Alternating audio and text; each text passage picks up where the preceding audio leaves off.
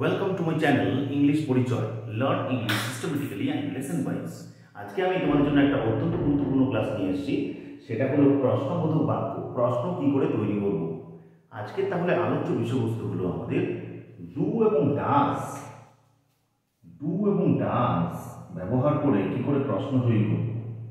তাহলে প্রশ্ন কি করে তৈরি করব? ডু আর ডাজ ব্যবহার করে।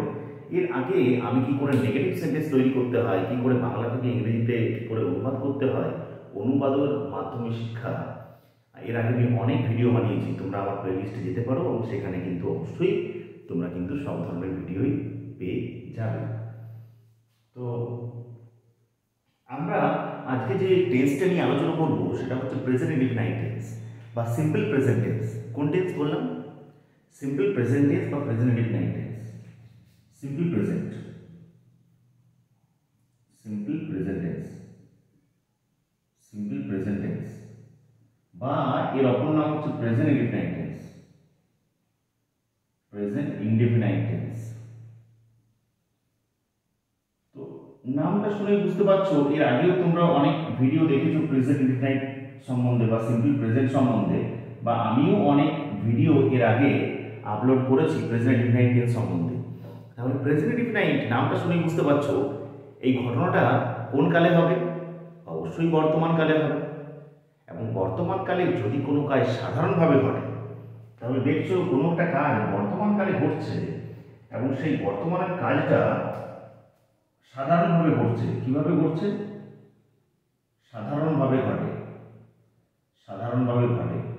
তখন জানবে যে ইংরেজি বাংলা থেকে ইংরেজিতে অনুবাদ করার সময় আমরা কোন টেন্সের ব্যবহার করব। এখানে বাক্য তৈরি করার জন্য প্রেজেন্ট ইনডিফিনাইট টেন্স বা সিম্পল প্রেজেন্ট টেন্স আমরা এখান থেকে করব, ব্যবহার করব। আবার কখন কখন সিম্পল প্রেজেন্ট টেন্স ব্যবহার করা হয়? ধরো নিত্য সত্য বোঝালো, ওকে, নিত্য সত্য, চিরসত্য। ধরো পৃথিবী গোল, সূর্য পূর্ব দিকে ওঠে, সূর্য পশ্চিম দিকে অস্ত যায়, নিত্য সত্য, চিরসত্য। নিত্য অভ্যাস, প্রত্যেক দিন যদি কোনো একটা কেউ কাজ করে, নিত্য অভ্যাস। আমি রোজ স্কুলে যাই, ওকে, আমার দাদু রোজ ঘুম থেকে ওঠে বা ওঠেন। কোনো মহান ব্যক্তির বাণী, যেগুলো চিরকালে একই থাকে, এদের কোনো চেঞ্জ হয় না। মহান ব্যক্তির বাণী, ওকে। নীতি কথা, কি কথা? নীতি কথা, ওকে। যে কথাগুলো নীতিমূলক কথা, সেগুলো কিন্তু বাক্য তৈরি করার জন্য আমরা কোন টেন্সের সাহায্য নেব? অবশ্যই সিম্পল প্রেজেন্ট টেন্সের সাহায্য নেব। কেন বলো তো? কারণ নীতি কথা তো কোনোদিনও চেঞ্জ হয় না। যেমন জন কিটস বলেছিলেন যে সুন্দর হচ্ছে সত্য। তো আমরা কি এখন বলবো যে সুন্দর ছিল সত্য, এখন নেই, কিন্তু এগুলো চিরকালই থাকবে। তাই এই ধরনের বাক্যগুলো তৈরি করার জন্য আমরা কি করি? সিম্পল প্রেজেন্ট বা প্রেজেন্ট ইনডিফিনাইট টেন্সের সাহায্য নিই। তখন সেক্ষেত্রে বাক্যটা কি করে তৈরি করি? তখন সেক্ষেত্রে বাক্য তৈরি করার জন্য যখনই দেখলাম যে ঘটনাটা বর্তমান কালে ঘটলো, যখনই দেখলাম যে ঘটনাটা কোন কালে ঘটলো? বর্তমান কালে, মানে এখন ঘটলো, আগে ঘটেনি বা আগে ঘটবে না, মানে ফিউচারও নয়, পাস্টও নয়, তখন জানবে যে সেটা হচ্ছে প্রেজেন্ট টেন্স। প্রথমে কিন্তু আগে যা করতে হবে সেটা প্রেজেন্ট টেন্স না পাস্ট টেন্স না ফিউচার টেন্স। তাহলে জেনে নিলাম যে বর্তমান কালে কাজটি ঘটে, তাহলে সেটা হচ্ছে বর্তমান কাল। এরপরে বর্তমান কালে যদি কাজটা সাধারণভাবে ঘটে, তখন কিন্তু বাক্য তৈরি করার জন্য আমরা সিম্পল প্রেজেন্ট টেন্সের স্ট্রাকচার ব্যবহার করব। সিম্পল প্রেজেন্ট টেন্সের স্ট্রাকচারটা কি? প্রথমে বসে কর্তা, বাক্যে যে কাজটি করে, তারপর মূল ভার্বের, মেইন ভার্বের, মূল ভার্বের প্রেজেন্ট ফর্ম বা বেস ফর্ম বলে, প্লাস অবজেক্ট থাকলে অবজেক্ট বা যা থাকবে তাই, শেষে হচ্ছে ফুল স্টপ। এটি হচ্ছে প্রেজেন্ট ইনডিফিনাইট টেন্সের সেন্টেন্স স্ট্রাকচার তৈরি করার একটা পদ্ধতি। তাহলে প্রথমে কি বসাবো? আমরা কর্তা বসাবো, তারপরে মূল ভার্বের প্রেজেন্ট ফর্ম বসাবো, তারপরে অবজেক্ট বসাবো। এখানে আরেকটা ব্যাপার আছে, এই কর্তাটা প্রেজেন্ট ইনডিফিনাইট টেন্সে, এই কর্তাটা যদি থার্ড পারসন সিঙ্গুলার নাম্বার হয়, কি person, third person singular number হয়, তাহলে ভার্বের শেষে কি যোগ হবে, এস বা ইএস যোগ হয়। তাহলে আমি কি করে বুঝতে পারবো যে কর্তাটা হচ্ছে থার্ড পার্সন সিঙ্গুলার নাম্বার কিনা? দেখো, পার্সনের তিনটে ভাগ, পুরুষের তিনটে ভাগ। একটা হচ্ছে যে বাংলাতে যদিও নামটা আলাদা এবং ইংরেজিতে নামটা আলাদা, first person, second person, third person, বাংলায় নামটা আলাদা। ওকে, উত্তম পুরুষ, মধ্যম পুরুষ, প্রথম পুরুষ বাংলাতে নামটা। তো ফার্স্ট পার্সন আমি আমরা হলো ফার্স্ট পার্সন, মনে রাখবো। তুমি তোমরা হলো কি পার্সন, সেকেন্ড পার্সন। আর আমি আমরা তুমি তোমরা বাদ দিয়ে সবকিছু হলো কি পার্সন, থার্ড পার্সন, তাই তো? তাহলে আমি আমরা ফার্স্ট পার্সন, তুমি তোমরা হলো সেকেন্ড পার্সন, আর আমি আমরা তুমি তোমরা বাদ দিয়ে সবকিছু হলো থার্ড পার্সন। আর সিঙ্গুলার নাম্বার কাকে বলে? বচনে দুটো ভাগ, একটা হলো সিঙ্গুলার বা একবচন, যে শব্দের দ্বারা, যে নাউন বা প্রোনাউনের দ্বারা একটি বা একজনকে বোঝায় তাকে সিঙ্গুলার বলে। আর যে নাউন বা প্রোনাউনের দ্বারা একের বেশিকে বোঝায়, দুটি, তিনটি, চারটি, পাঁচটি, ছটি, একাধিক, লক্ষাধিক, শতাধিক, তাকে বলা হয় প্লুরাল নাম্বার বা বহুবচন। তাহলে এখানে এই সাবজেক্টে যদি থার্ড পার্সন সিঙ্গুলার নাম্বার হয়, সাবজেক্ট হতে হবে থার্ড পার্সন হতে হবে, মানে আমি আমরাও নয়, তুমি তোমরাও নয়, তাহলে থার্ড পার্সন হতে হবে। আর সিঙ্গুলার নাম্বার হতে হবে, একবচন হতে হবে, singular number. Third person singular number যদি হয়, তখন ভার্বের শেষে, এই মূল ভার্বটা শেষে তখন কিন্তু কি যোগ হবে, এস বা ইএস, এই দুটোর মধ্যে একটা কি হবে, যোগ হবে। এই নিয়মটা শুধুমাত্র মনে রাখতে হবে। তাহলে এগুলো তোমরা লিখে নিতে পারো আগে। আর একবার বলে দিচ্ছি আমি যে সিম্পল প্রেজেন্ট টেন্স বা প্রেজেন্ট ইনডেফিনাইট টেন্স কখন হয়, বর্তমানকালে যখন কোনো কাজ সাধারণভাবে ঘটে। আবার কখন হয়, নিত্য সত্য বোঝালে হতে পারে, চিরসত্য বোঝালে হতে পারে, কোনো নীতি কথা যদি বোঝায়, মোরালগুলো যেগুলো কখনো চেঞ্জেবল নয়, সেগুলো প্রেজেন্ট ইনডেফিনাইট টেন্স বা সিম্পল প্রেজেন্ট টেন্স ব্যবহার করা হয়। কোনো মহান ব্যক্তির বাণী, কোনো নিত্য অভ্যাস, এইগুলো কিন্তু বাক্য তৈরি করার জন্য প্রেজেন্ট ইনডেফিনাইট টেন্সের ব্যবহার কিন্তু আছে। সব থেকে বেশি ব্যবহৃত টেন্স দৈনন্দিন জীবনে, এই টেন্সটা জানলে কিন্তু প্রেজেন্ট টেন্সের আর কোনো টেন্স জানার তোমার দরকার নেই। তুমি সিম্পল প্রেজেন্ট টেন্স ব্যবহার করে কথাও বলতে পারবে ইংরেজিতে, আর লিখতেও পারবে। সব থেকে যে কোনো জিনিস শেখার সব থেকে মূল উপায় হচ্ছে যে লিখে যাও, লিখে যাও, লিখে যাও, বলে যাও, বলে যাও, বলে যাও। দৈনন্দিন জীবনে কিন্তু প্রয়োগ করতে হবে গ্রামারকে। তাহলে আমরা চলে আসি এখানে, সোজা ট্রান্সলেশনে চলে আসি। এখানে কতগুলো আমি ট্রান্সলেশন নিয়েছি তোমাদের বোঝার সুবিধার্থে। প্রত্যেকটাই নিয়েছি বর্তমানকালের ঘটনা, বর্তমানকালে কোনো কাজ সাধারণভাবে ঘটে, তখন তাই আমাদের সিম্পল প্রেজেন্ট বা প্রেজেন্ট ইনডেফিনাইট টেন্স বাক্য তৈরি করার জন্য ব্যবহার করতে হয়, তাই তো? তাহলে প্রথমেই আমরা চলে আসি যে সূর্য পশ্চিমে অস্ত যায়। তাহলে সূর্য পশ্চিমে অস্ত যায়, এটা তো পুরো একবারে সত্য কথা, তাই তো? এটা সত্য কথা যে সূর্য পশ্চিমে অস্ত যায়। তাহলে নিত্য সত্য, চিরসত্য, এগুলো বোঝাতে গেলে আমরা বাংলা থেকে ইংরেজিতে অনুবাদ করার সময় কার সাহায্য নেব? কোন টেন্সের? প্রেজেন্ট ইনডেফিনাইট টেন্স বা সিম্পল প্রেজেন্ট টেন্সের সাহায্য নেব বাক্য তৈরি করার জন্য। তাহলে বাক্য তৈরি করতে গেলে এক নম্বরটা দেখো, সূর্য পশ্চিমে অস্ত যায়। তাহলে প্রথমে সাবজেক্টকে লিখব।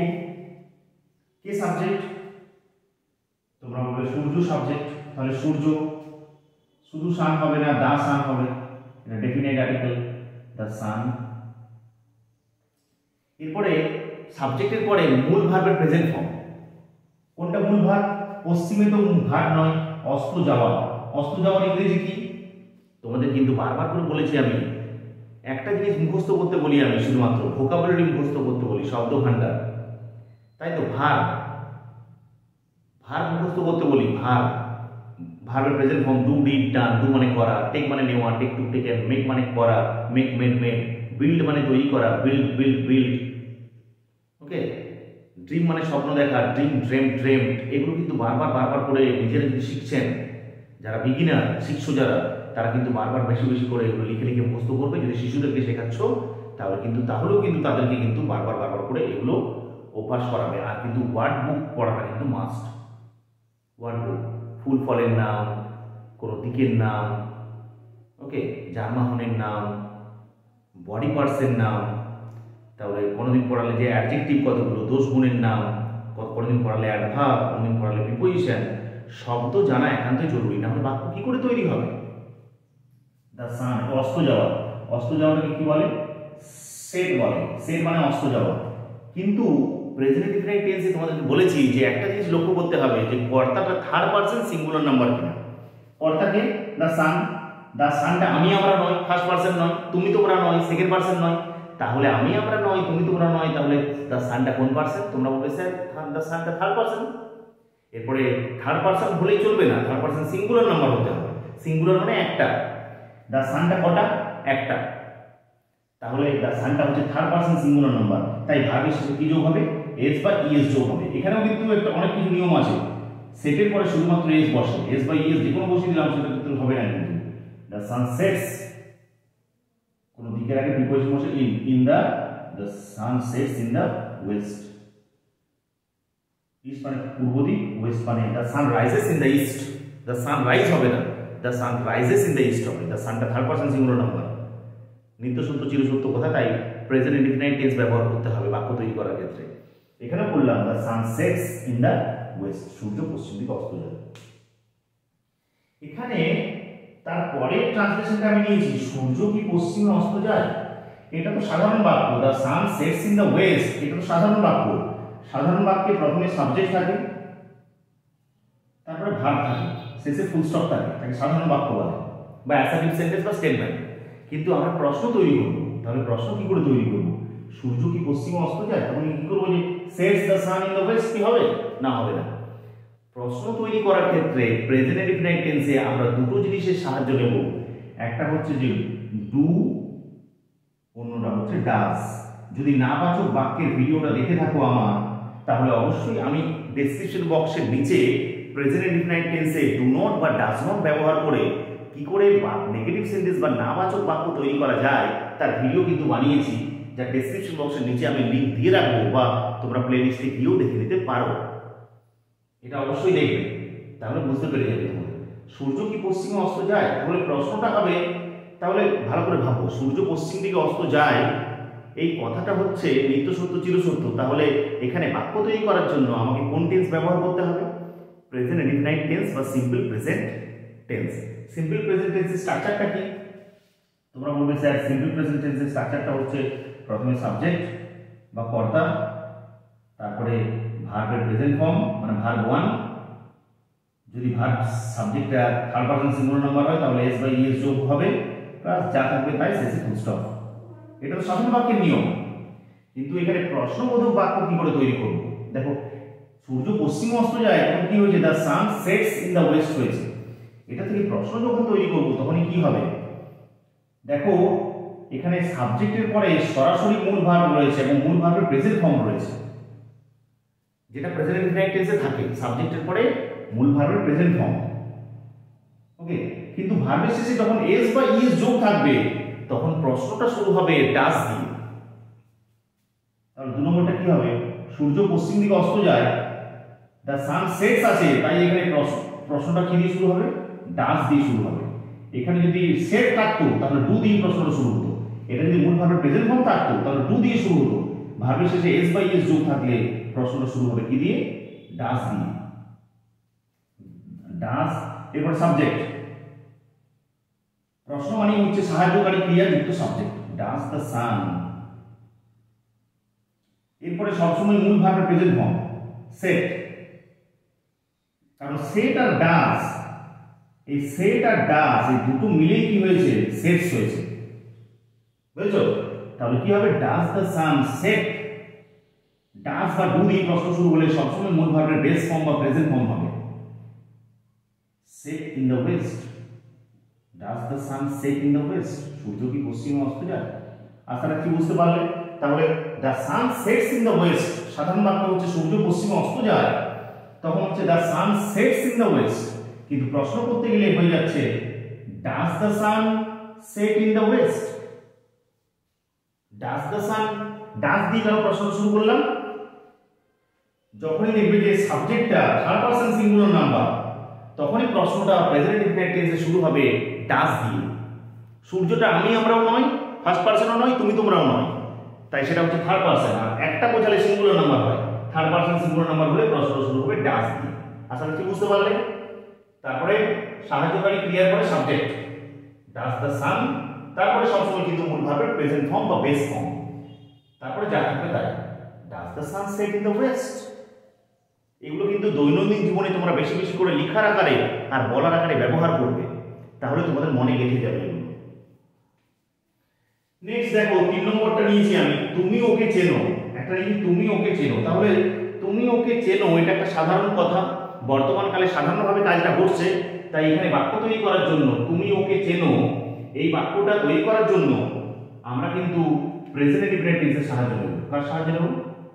প্রেজেন্ট ইনডিফিনিট টেন্সের সাহায্য নেব, কারণ এটা বর্তমানকালের ঘটনা, বর্তমানকালে সাধারণভাবে ঘটছে, তাই বাক্য তৈরি করার জন্য প্রেজেন্ট ইনডিফিনিট টেন্স ব্যবহার করা হবে। প্রেজেন্ট ইনডিফিনিট টেন্সের স্ট্রাকচারটা কি একটু আগেই হলো, যে তুমি ওকে চেনো।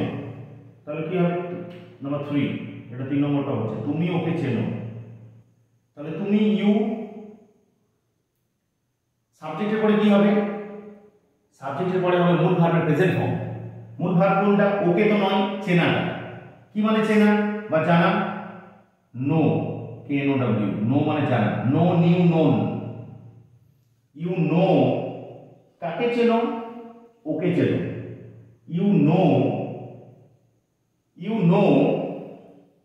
ওকে চেনো।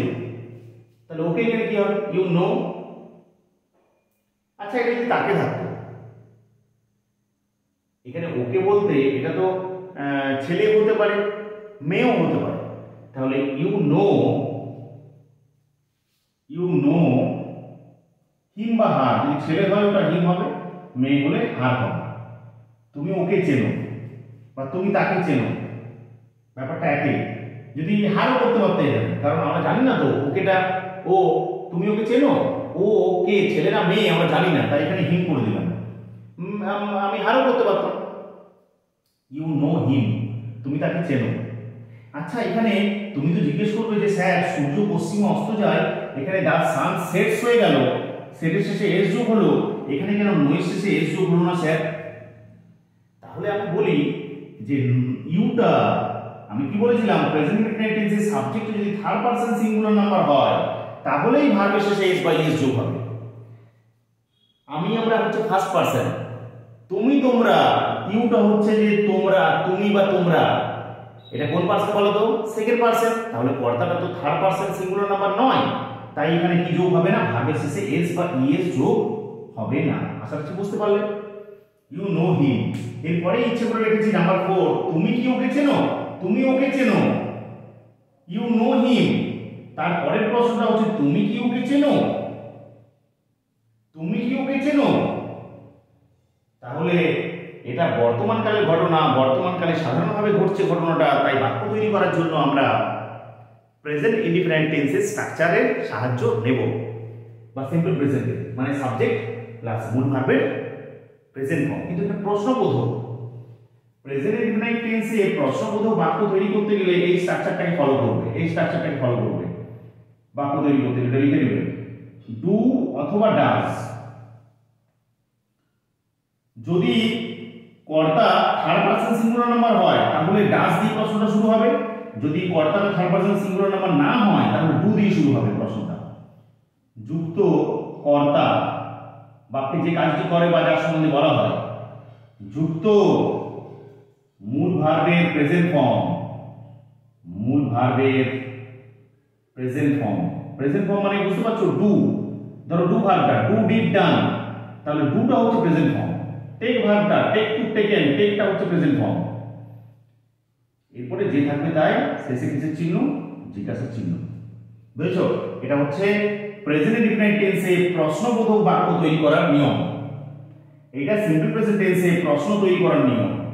যখনই দেখবে যে বাক্যটা সিম্পল প্রেজেন্ট টেন্সে আছে বা প্রেজেন্ট ইনডিফিনিট টেন্সে আছে, বর্তমানকালে সাধারণভাবে ঘটছে, নিত্য সত্য, চির সত্য, নিত্য অভ্যাস হয়ে যাচ্ছে, তখনই প্রশ্নবোধক বাক্য তৈরি করার জন্য এই স্ট্রাকচারটাকে ফলো করবে। ওকে, এই স্ট্রাকচারটাকে প্রশ্ন তৈরি করার জন্য।